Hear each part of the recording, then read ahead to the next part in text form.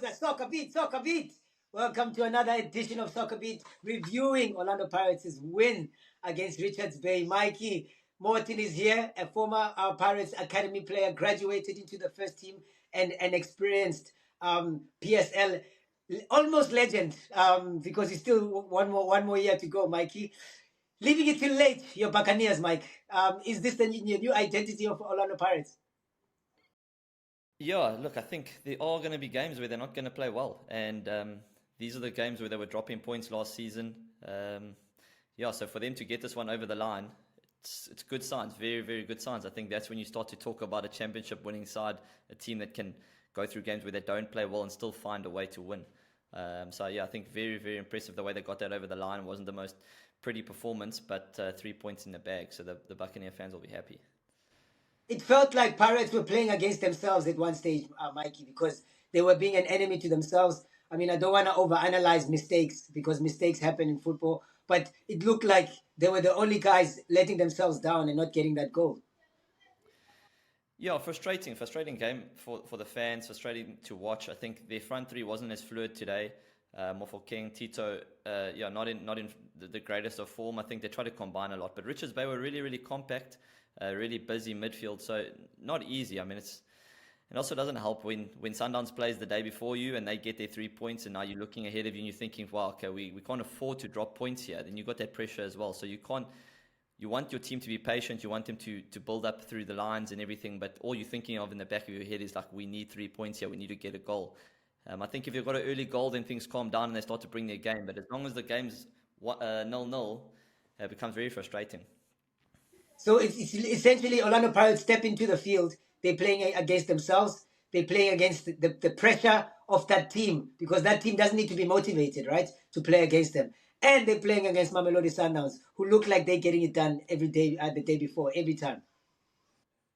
Yeah, but then there's positives here. Last season, we were all saying bad start from Pirates again. They've already the gap here to Sundowns. Now we've got 3 wins from 3 games. We can talk all we want about performances, but at the end of the day, they're doing the business. They've got the cup final around the corner, so maybe even the full focus wasn't necessarily on this game, but they still managed to get the 3 points. So massive, massive result. I dare you to say it, Mikey. Orlando Pirates are having a better season so far versus Sundowns season, because they're in the MTN8 Final as well.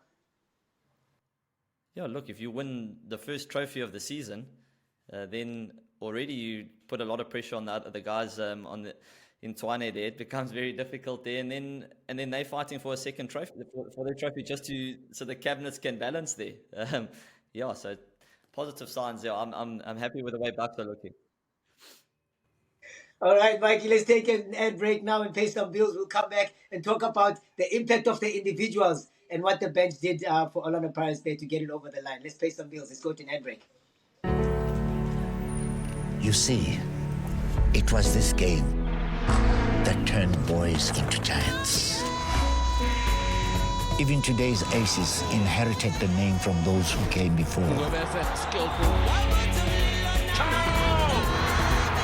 Usabutha lomlilo, buzalwa abaziyo, bazokutshela, lisegazini forever. Betway is giving customers a chance to win big with their 4 to score free weekly prediction. Simply predict the first teams to score in 4 Betway Premiership matches, and you could win 50,000 Rand.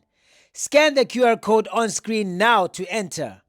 Get way more with Betway. Standard T's and C's apply. And welcome back. I'm still here with Orlando Pirates Academy graduate Mikey Morton. We're discussing Orlando Pirates' match against Richards Bay. They got that win, Mikey. They got that win over the line. Championship style. I'm going to quote you. Championship style, because they're grinding it out. Saleh not there. It almost looked like there wasn't going to be a party, Mikey. Before I get to who's supposed to step up, were you worried at some stage that, oh my goodness, no Saleh? It looks like, we're not as creative or as direct as we're supposed to. Yeah, look, I was excited to see Gilberto start. I think there's a lot being said about him. So I was hoping that he was going to come out and show us what he's all about. But yeah, he found it difficult today. When he was playing on the right, he struggled. He went across to the left, he struggled as well. they're obviously trying to give him opportunity from all the potential that he apparently has. It would make it a much better result for Pirates if they could get another winger that can replace one of their front three when someone's not doing well. So it wasn't the best that Gilberto maybe wasn't on song today. Hopefully he hits his straps soon, and then we can see Pirates with a little bit more depth, and they can compete with Sundowns in the depth department. I'm stuck on apparently, Mike. Did Pirates make the right signing here? Yeah, until we see it, you obviously can't say. We can't say, because I don't think we've really seen what he's capable of. Today, he definitely didn't show it. When you look at a winger, you either want someone who's got an incredible cross on him that maybe gives assists from deep, or someone who's got a lot of pace and runs in behind, or someone who's very skillful who beats players. And today, I didn't see any of the above. It's not to say he doesn't have it, but he's just not showing it to us yet. So hopefully that's something that he can still deliver as he gets more used to. Obviously, coming in as a foreigner into South Africa and to the mighty Bucks, there's a lot of pressure there and there's a lot of expectation. So not easy, but hopefully we get to see that soon.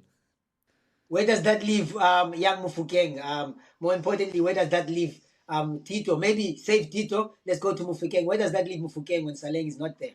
He's the other winger. Yeah, so then obviously I think more of the attention heads towards Rele, and he's got to do a lot more. He had a couple opportunities today. He got a couple shots on target, but yeah, he hasn't created too much or been as dangerous as we know he can be in the last couple games. Still, all the time when he gets the ball, he looks a constant threat, but obviously hasn't delivered that yet this season. But I think without Saleng there, then a focus shifts a bit to him, and there's a bit more importance on his shoulders. So tough afternoon for him as well. But could have still, with the odd chance that the keeper saved one at the top corner there. I thought he could have got on the score sheet, but they weren't that fluid. The front three it was a tough watch, but frustrating. It's always the almost goals. No one remembers the chance that you created and you didn't score. So it's very tough, of course, to analyze. And always attack the attackers and say, because they didn't convert. But the chances were created indeed. Tito, Mikey, the expectation is always you're the centerpiece. You're the guy everybody expects to make things happen, entertain, and also be productive. Mikey, I'm finding it hard to find either of those, whether the entertainment or the production. Am I being too harsh, first of all? Yeah. Mikey, you're the center mid, yeah. Yeah, I'm one of the most vocal, outspoken Tito fans that you get. I think he's an amazing, amazing player. But the last couple of games, I found myself getting quite frustrated watching him. He drops quite a lot. He keeps dropping deeper. As a holding midfielder, I know when I'm playing against a really tricky number 10, someone that's really good, when they start playing behind me and start playing behind my shoulders, that's where I don't want them to be. That's something that like Surprise Maridi would do, where you look to the right and you see him, you look to the left and he's gone, and then he's receiving the ball behind you, giving all these headaches. For me, Tito, he's getting impatient when he doesn't have the ball, and now he starts to feel like he's not impacting the game. So instead of waiting behind the holding midfielders and waiting to receive the ball behind the lines, he keeps dropping in to touch the ball.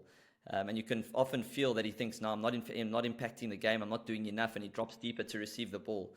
And then when he eventually does get on the ball, he keeps slowing it down by putting his foot on it and then rolling. And I mean, I don't mind when he does that to draw the play and then speed it up, because he does that quite a lot, where he'll drop off, get on the ball, slow it down, but then he speeds it up with a quick 1-2 or something, which I love.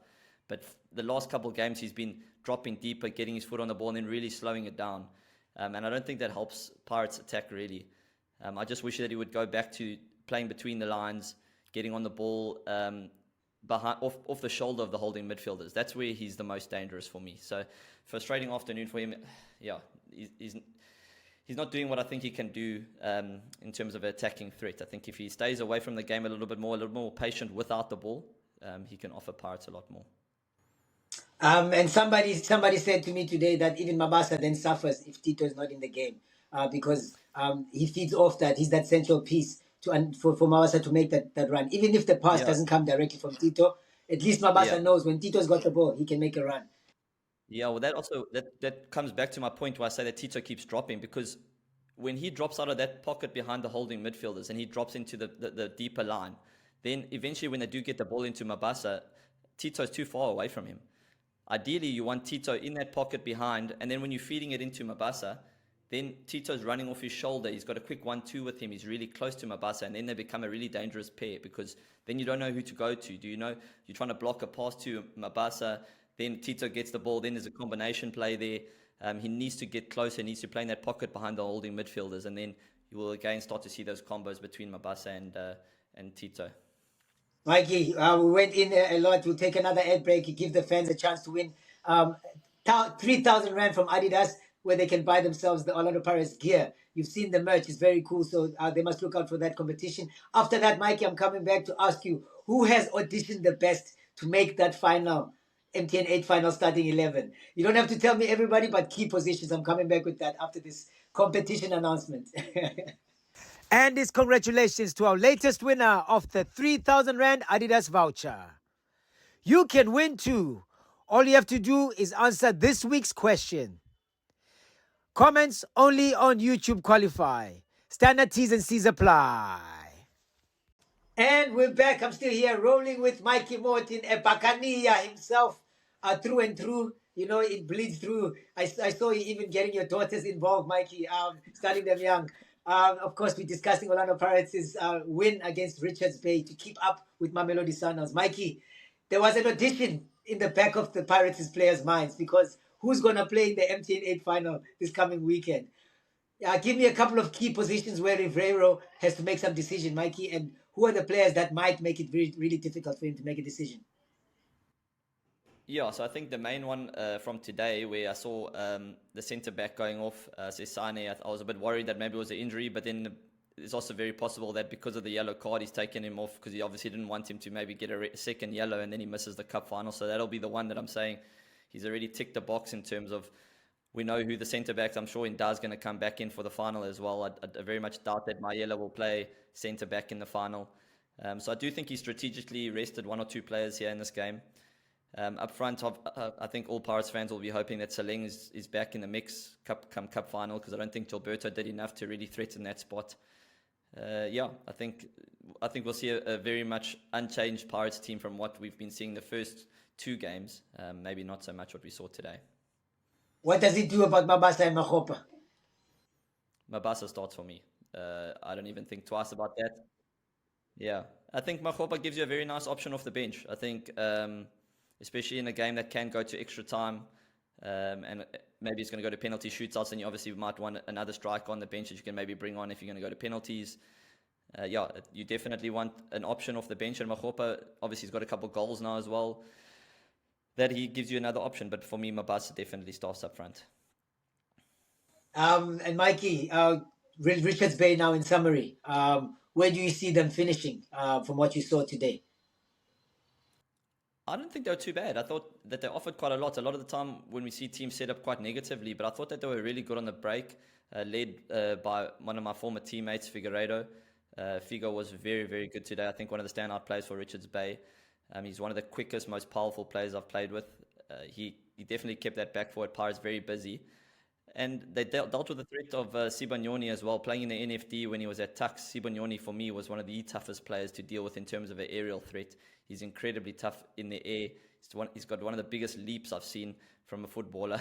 And I didn't see that single time today. So that's also a credit to the Pirates. Yeah. Man, he jumps for everything. And literally, he never loses a header. But no matter what happened today, I didn't even see that threat from Richards Bay at all. So you've got to give credit to Pirates' defense as well, that Sibanyoni wasn't really an aerial threat. But they did enough. I think another one of my former teammates, Sitebe, was busy in the midfield, and I think that was also why Pirates struggled to break them down. I saw enough today to say that they possibly won't be in that relegation struggle.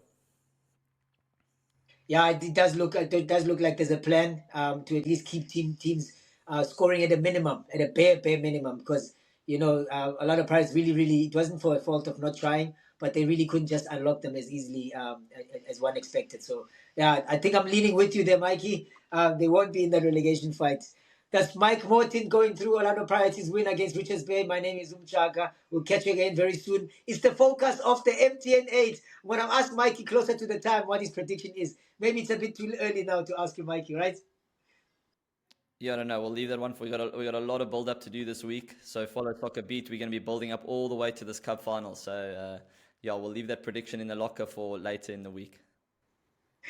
But we know which way you're leaning anyway, Mikey. So the expectation is that you're gonna go. Let the beat do the talking.